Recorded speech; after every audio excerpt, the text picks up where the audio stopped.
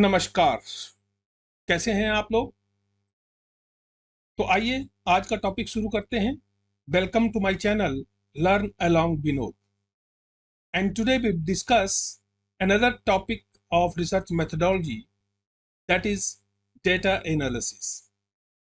Okay, जब हमने data collect कर लिया तो उसके बाद जो अगला स्टेप आता है दैट इज डेटा एनालिसिस। ठीक है, कि डेटा को एनालाइज करना है और कंक्लूजन तक पहुंचना है या फाइंडिंग्स जो है वहां तक पहुंचना है। तो इसके लिए जरूरी क्या हो जाता है, जो आपने कलेक्टेड डाटा, जो डाटा आपने कलेक्ट किया है उसको किस तरह से आप उसको स्ट्रक्चर किस तरह से देते हैं या उसको मीनिंग कैसे देते हैं। ठीक है, तो उसी को हम कहते हैं data analysis. So let's start data analysis. Okay, data analysis जो है it is one of the most important aspect of research because it helps the researchers make sense of the data they have collected। मतलब ये कि जो शोधकर्ताओं ने या जो भी रिसर्चर हैं उन्होंने जो डाटा कलेक्ट किया है उसको अगर एक मीनिंग देना है, ठीक है, या उसको समझना है, तो उसमें जो डाटा एनालिसिस है वो बहुत सहायता करता है। ठीक है, it also helps researcher identify patterns and trends in their data. मतलब ये कि जो पैटर्न्स हैं डाटा में, किस तरह क्या पैटर्न्स हैं, उसका क्या ट्रेंड है, ठीक है, उसकी जानकारी भी हमें कहां से मिलती है जब हम डाटा एनालिसिस करते हैं। Okay, so by analysing data researcher can identify gap in their research and develop new hypothesis to test. ठीक है, नई हाइपोथेसिस के ऊपर भी आपको एक वीडियो बनाऊंगा मैं। तो hypothesis it is like a you can say statement. ठीक है, स्टेटमेंट तो नहीं, assumptions related to your problem. Okay, so मतलब ये कि गैप क्या है आपकी रिसर्च में, उसको अगर आपने आइडेंटिफाई करना है तो you need to conduct data analysis. Okay, तो अगर हम इसके मीनिंग की बात करें तो डाटा एनालिसिस होता क्या है। तो data analysis in research is the process of applying the right statistical and or logical techniques to raw data so that it makes sense। मतलब ये कि जो आपके पास एक बहुत बड़ा चंक है डाटा का, ठीक है, पहली बात उसको एक तो स्मॉल करना है, ठीक है, छोटे हिस्सों में बनाना है ताकि उससे हमें कुछ समझ में आए। ठीक है, कि क्या पैटर्न्स क्या है उसका, ठीक है, ट्रेंड क्या है उसका। तो उसी प्रोसेस को हम कहते हैं data analysis. Okay, so according to Marshall and Rossman, data analysis is the process of bringing order, structure and meaning to the mass of collected data. मतलब ये कि जो आपने डाटा कलेक्ट किया है, मे बी बहुत बड़ी मात्रा में इकट्ठा होता है डाटा। ठीक है, तो उस डाटा को क्या करना है, उसको क्रमबद्ध करना, ठीक है, उसको ऑर्डर में लाना, ठीक है, उसको मतलब एक तरह से उसको स्ट्रक्चर देना और उससे मीनिंग जो है वो निकालना या उसको मीनिंग देना। ठीक है, उस प्रोसेस को हम कहते हैं डेटा एनालिसिस। ओके, एक और है श्वेन। ठीक है, श्वेन के अनुसार data analysis is the activity of making sense of interpreting and theorizing data that signifies a search for general statements among categories of data। okay, so data विश्लेषण डेटा को समझने, व्याख्या करने और सिद्धांत बनाने की गतिविधि है। ठीक है, मतलब ये कि डेटा को अगर आपने समझना है, उसकी व्याख्या करनी है या सिद्धांत बनाने हैं, तो आपको क्या करना पड़ेगा, जो भी आपके पास डाटा है, जो भी आपने डाटा कलेक्ट किया है, उसको आपने क्या करना, उसको आपने क्या करना है, उसको एनालाइज करना है। Without analysis you can't make any kind of generalisation, you can't develop any kind of theory. Okay, so this is what the data analysis is. Now come to the process of data analysis. कि data analysis जब हम करते हैं तो उसका process क्या है, उसमें कौन कौन से स्टेप्स हैं। ठीक है, यहां पे आप देख सकते हैं कि identify, second collect, third clean, fourth analyse, fifth interpret and sixth is communicate. Okay, so let's talk about all these process one by one. First is identify the purpose. मतलब ये कि आप डेटा किस पर्पज से collect कर रहे हैं. ठीक है, मतलब ये कि प्रॉब्लम क्या है. ठीक है ना, मतलब ये कि identification is the stage in which you establish the questions you will need to answer, and this involves identifying the purpose of the analysis, the data required and the intended outcome. ठीक है, मतलब जो आपके इच्छित परिणाम है उनकी पहचान करना, आवश्यक डेटा कौन सा है उसको देखना, और विश्लेषण एनालिसिस जो है उसका उद्देश्य क्या है. ठीक है, इसको कहते हैं आइडेंटिफाई द पर्पस. मतलब ये एक तरह से आप ये मान के चलिए कि आपने डेटा कलेक्ट करना है, किसके लिए करना है. ठीक है ना, आपका उद्देश्य क्या है, क्या करना चाहते हैं. That is what the first step in data analysis. The second is collect the data. Now here this is the next step. ठीक है, it involves collecting accurate, complete and relevant data from surveys, databases और other sources. मतलब अलग अलग तरह के sources को use करके आपने क्या करना है कि एक्यूरेट डेटा कलेक्ट करना है. ठीक है, और कंप्लीट भी होना चाहिए वो, साथ में relevant in the sense, for example से आप स्टडी कर रहे हैं रूरल डेवलपमेंट की प्रोग्रेस को. ओके, अब आपका फर्ज क्या बनता है कि आपका जो डेटा है वो किससे रिलेटेड होना चाहिए, रूरल एरिया से या रूरल डेवलपमेंट से रिलेटेड ही आपका डाटा जो है वो होना चाहिए. लेकिन आप क्या करते हैं, आप रूरल डेवलपमेंट से रिलेटेड डाटा नहीं इकट्ठा कर रहे हैं, आप क्या कर रहे हैं, अर्बन डेवलपमेंट से रिलेटेड डाटा कलेक्ट कर रहे हैं. तो क्या वो आपके पर्पस को फुलफिल करेगा, नहीं करेगा. मतलब ये कि relevant data related to the problem in hand. ठीक है, उससे रिलेटेड ही डाटा आपके पास होना चाहिए. तो ये है next step, collect the data. Okay, next है आपका clean and organise the data. अब देखिए, जब आपने क्या किया, डाटा कलेक्ट कर लिया, तो यहाँ पे बहुत बड़ी प्रॉब्लम क्या आती है, क्योंकि हम बल्क में डाटा कलेक्ट करते हैं. ठीक है, और ये पॉसिबिलिटी रहती है कि हो सकता है उसमें किसी तरह की एरर हो, कोई मिसिंग डाटा हो. ठीक है, तो हमें क्या करना है, उसको किस तरह से ठीक करना है. यहाँ पे वो स्टेज आती है कि उसको हमने क्लीन करना है, डाटा को देखना है. जब आपने सिस्टमेटाइज ढंग से जब आप उसको रखते हैं, ठीक है, सिस्टमेटिकली जब उसको रखते हैं, तो आपको पता चलता है कि कहीं पे किसी तरह की डुप्लीकेशन तो नहीं है. मतलब एक डाटा दोबारा तो नहीं, दो बार तीन बार मतलब डुप्लीकेशन तो नहीं हुई है. ठीक है, और दूसरी बात ये भी कि कोई वैल्यू तो नहीं मिसिंग है, कोई डाटा कहीं से मिसिंग तो नहीं है. ठीक है, तो आप इस स्टेज पे आपके क्या करते हैं, आप उसका देखते हैं कि जो डाटा हमने कलेक्ट किया है वहां कोई एरर, किसी तरह की मिसिंग वैल्यू, किसी तरह की ओवरलैपिंग या किसी तरह की डुप्लीकेशन तो नहीं है, उसको ठीक करते हैं यहां. Is that clear.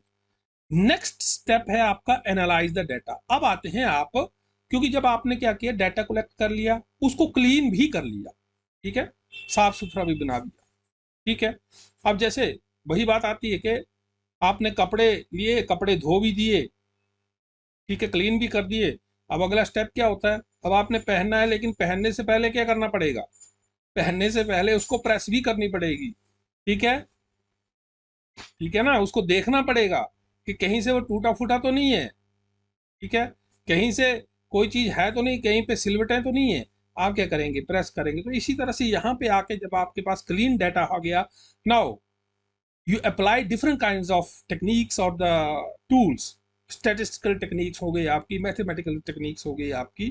ठीक है, टूल्स हो गए आपके, मेथड्स हो गए आपके, रिग्रेशन हो गया आपका, नेटवर्क्स हो गए आपके, टेक्स्ट एनालिसिस हो गया आपका.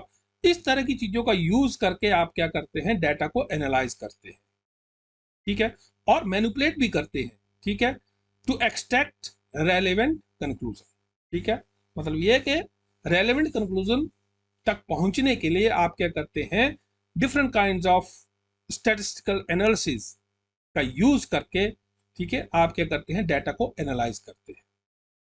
Okay, at this stage you find trends. देखिए इस स्टेज पे क्या होता है, हमें ये पता चलता है कि ट्रेंड्स क्या है, कोरिलेशन क्या है, वेरिएशंस क्या है, ठीक है, या पैटर्न क्या है हमारे डाटा में, ठीक है, जिससे क्या होता है, जिससे हम जो हमारे हमने क्वेश्चंस डेवलप किए हैं, ठीक है, उनका आंसर दे सकते हैं।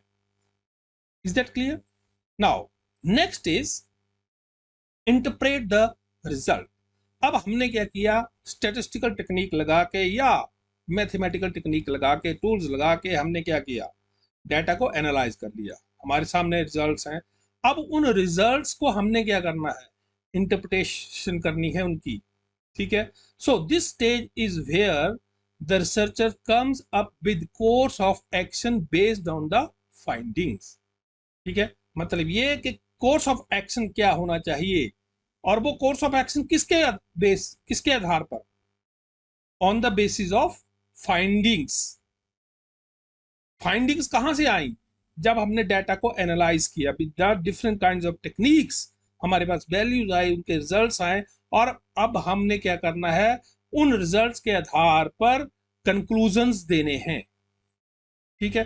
फॉर एग्जांपल हमने एक हाइपोथेसिस बनाई कि रूरल डेवलपमेंट जो है वो सही ढंग से नहीं हो रहा है, ठीक है। हमने क्या किया, डाटा कलेक्ट किया, डाटा कलेक्शन के बाद हमने जो भी कोरिलेशन या काई स्क्वायर जो भी चीजें लगाने के बाद हमारे पास आ गई वैल्यू, ठीक है। अब हम उस वैल्यू को क्या करेंगे, इंटरप्रेट करेंगे। फॉर एग्जांपल इसको भी छोड़ दो, हम परसेंटेज की बात करते हैं। मान लो हमारे पास 75% लोग बोलते हैं कि रूरल डेवलपमेंट सही ढंग से हो रहा है, 25% बोल रहे हैं कि नहीं हो रहा है। अब ये सिंपल सा मैं आपको एक एग्जांपल दे रहा हूं। अब यहाँ पे हम क्या करेंगे, ये हमारे पास डाटा आ गया, एनालिसिस कर दिया, हमारे पास परसेंटेज आ गए। अब हमने क्या करना है, इसको इंटरप्रेट करना है, ठीक है। अब इंटरप्रिटेशन क्या हो सकती है कि ज्यादातर लोग जो हैं, मेजोरिटी ऑफ पीपल जो है वो ये मानते हैं कि रूरल डेवलपमेंट जो है सही ढंग से हो रहा है। तो इसके आधार पर जो हमने एजम्पशन ये क्वेश्चंस बनाए हैं, वो एजम्पशन क्या बनाई थी, हमने बनाया था हाइपोथेसिस के रूरल डेवलपमेंट जो है वो सही ढंग से नहीं हो रहा है, लेकिन हमारा डाटा बोल रहा है कि रूरल डेवलपमेंट 75% लोग बोल रहे हैं ना कि सही हो रहा है। तो हमारा जो डाटा ये बोल रहा है कि रूरल डेवलपमेंट जो है वो सही हो रहा है, लेकिन कुछ हद तक लोग जो हैं, कुछ लोग जो हैं वो इससे सेटिस्फाई नहीं है। तो इस तरह से हम क्या करते हैं, डाटा की इंटरप्रिटेशन करते हैं।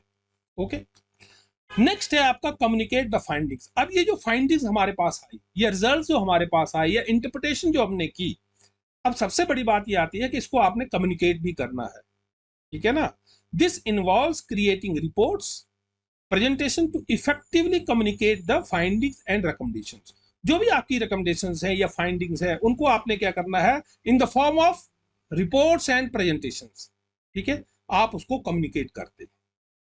ओके, सो ये है स्टेप्स किसके, डाटा एनालिसिस। अब आगे आते हैं टाइप्स ऑफ डाटा एनालिसिस। बहुत से different types of data analysis हैं, कुछ एक मैं यहाँ पे आपके सामने डिस्कस करूंगा। और वो है, पहला है देखिए डिस्क्रिप्टिव एनालिसिस, फिर inferential analysis, diagnostic analysis, predictive analysis, prescriptive analysis और एक्सप्लोरेटरी एनालिसिस।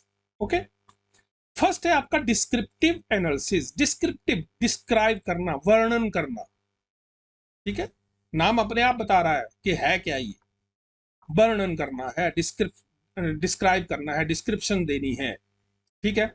सो डिस्क्रिप्शन क्या होता है, अब मान लो आपके सामने किसी को खड़ा कर दे, अब हाँ जी इसको डिस्क्राइब करो, आप क्या बोलेंगे, इसने ये कपड़े पहने हैं, ये सुंदर है, ये इसकी आंखें ऐसी हैं, इसके नाक ऐसा है, कान ऐसा है, इस तरह से डिस्क्राइब करते हैं ना, ठीक है। तो इसी तरह से ये जो डिस्क्रिप्टिव एनालिसिस है, it is the process of using statistical techniques to describe or summarise a set of data, मतलब उसको समराइज करना है, सारांशित करना है, ठीक है, संक्षेप में वर्णन करना है, उसको कहते हैं descriptive analysis.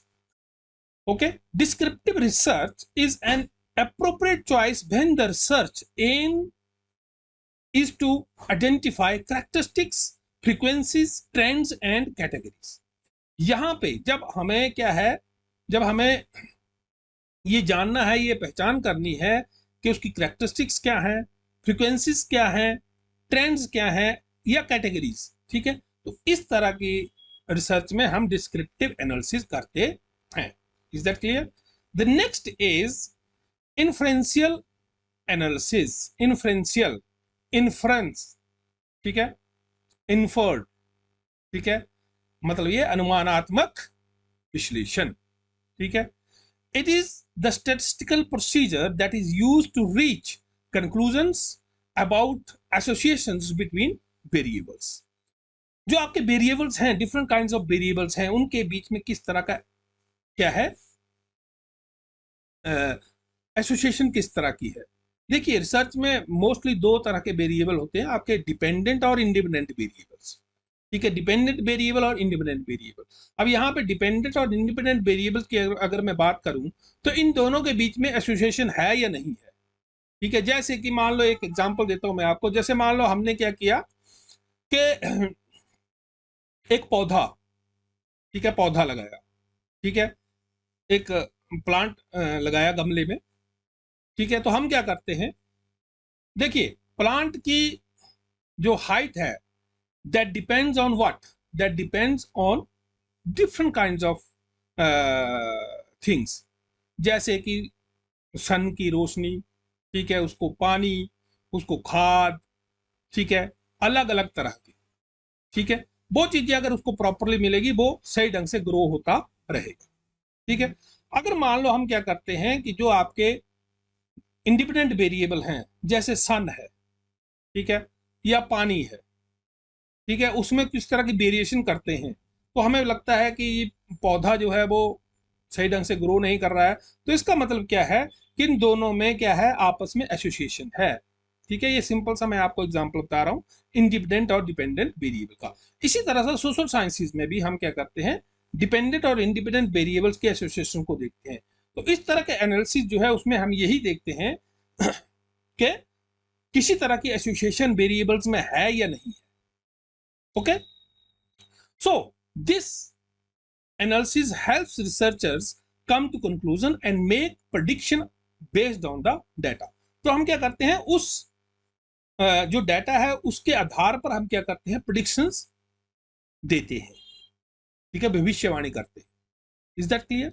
Next is diagnostic analysis, ठीक है। डायग्नोस्टिक, देखिए आप हॉस्पिटल में जाते हैं, डॉक्टर आपका डायग्नोज करता है, ठीक है, अगर किसी तरह की बीमारी है क्या नहीं है, उसी तरह से नैदानिक विश्लेषण, ठीक है, diagnostic analysis examines data to understand the root cause of events, behaviour and outcomes, ठीक है। और जैसे मान लो आप डॉक्टर के पास बैठे हैं, डॉक्टर आपको पूछता है, हाँ जी क्या हो रहा है, क्या हुआ, कल क्या खाया था, पिछले कल क्या खाया था, उससे पहले कुछ हुआ था नहीं हुआ था, ठीक है, क्या क्या नहीं खाया था, इस तरह से पूछते हैं ना। मतलब ये कि वो जो भी आपको बीमारी है उसके रूट कॉज में जाने की कोशिश करता है। तो यही होता है डायग्नोस्टिक एनालिसिस। मतलब ये कि कोई प्रॉब्लम है या किसी तरह का बिहेवियर जो है किसी भी इंसान का, वो उसका रूट कॉज क्या है, उसका कॉज क्या है, ठीक है, तो इसको कहते हैं डायग्नोस्टिक एनालिसिस, ठीक है। और ये जो डायग्नोस्टिक एनालिसिस है, it helps identify outliers, errors, missing data और other anomalies in the data set. मतलब ये कि ये जो आपकी त्रुटियां हैं, ठीक है, आउटलायर्स हैं, ठीक है, या जो मिसिंग डाटा है उसको आइडेंटिफाई करने में क्या करता है, सहायता करता है। समझ में आ गया? अब आते हैं next, that is predictive analysis. Predictive analysis, पूर्वानुमानित विश्लेषण। अब इसमें क्या होता है, predictive analysis is a type of data analysis which focuses on making predictions about the future based on data, ठीक है। मतलब ये है कि फ्यूचर की प्रेडिक्शन करना जो है ठीक है, उसको हम कहते हैं प्रेडिक्टिव एनालिसिस। और ये फ्यूचर, फॉर एग्जांपल जैसे हम अपने इंडियन इकोनॉमी की बात करते हैं कि इकोनॉमी जो है वो 6.7% की दर से क्या है, ग्रो कर रही है, या 6.4 या 6.5, सुना होगा आप लोगों ने भी, न्यूज में भी सुना होगा। और अगले साल ये इतनी दर से वृद्धि होगी या इतनी दर से ग्रो करेगी। अब ये क्या है, अगले साल कैसे, वो प्रोडिक्शन ही की उन्होंने, और वो प्रोडिक्शन ऐसे नहीं है कि हवा में कर दी। उसके लिए क्या है, टेक्निक्स हैं। आप क्या करते हैं, जो हिस्टोरिकल पीछे का डाटा है उसको एनालाइज करते हैं, जो अभी का प्रेजेंट डाटा है उसको एनालाइज करते हैं, देन आप क्या करते हैं, ग्रोथ ट्रेंड देखते हैं, और उससे पता लगता है कि अगर ये इतने सालों में ऐसे ऐसे इस ट्रेंड से बढ़ा है, इस रेशो से बढ़ा है, तो आगे जो है अब ये इस तरह की इसकी ग्रोथ होगी। समझ में आ गया? सो यहां पे predictive analysis looks at current and historical data patterns to determine if those patterns are likely to emerge again। ठीक है, मतलब जो पैटर्न है वो क्या दोबारा उभरने की संभावना है या नहीं है, तो इसको कहते हैं predictive analysis. Okay, next is prescriptive analysis.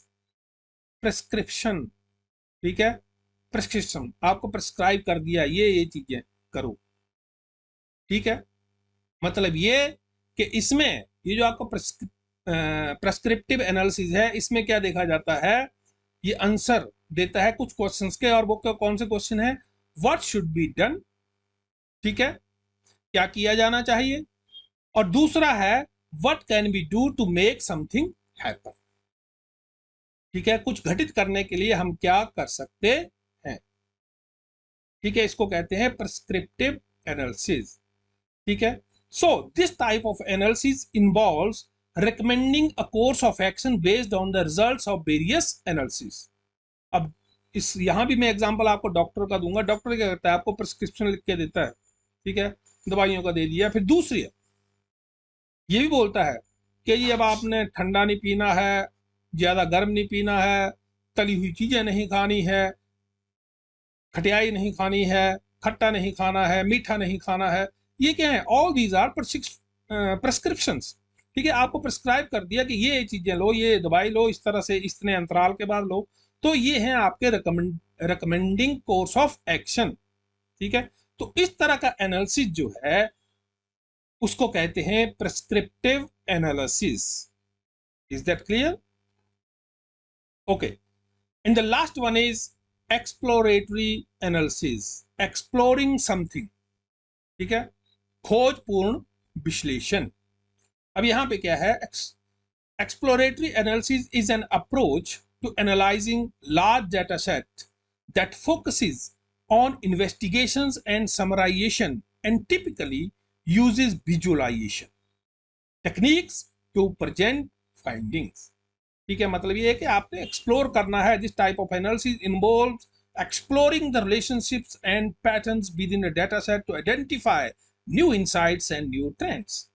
ठीक है, मतलब वेरिएबल्स के बीच में क्या रिलेशनशिप्स हैं, उनमें उनमें क्या पैटर्न है, डाटा सेट जो है आपके पास, ठीक है, तो उसके लिए क्या है, और फिर आइडेंटिफाई क्या करना है, न्यू इनसाइट्स एंड ट्रेंड्स, ठीक है, that is called exploratory analysis. Is that clear? Okay, so ये था आपका टाइप्स ऑफ डाटा एनालिसिस, और मुझे आशा है कि आपको ये डाटा एनालिसिस के बारे में समझ में आया होगा। किसी तरह की क्वारी है आप कमेंट करके पूछ सकते हैं, ठीक है, और थैंक यू फॉर वॉचिंग। मेरे चैनल को सब्सक्राइब जरूर करें, और साथ में बेल आइकॉन का बटन जरूर दबाएं ताकि आपको मेरे नए वीडियो की नोटिफिकेशन मिलती रहे। लाइक करें, शेयर करें और कमेंट जरूर करें। ओके, इसी के साथ धन्यवाद, नमस्कार।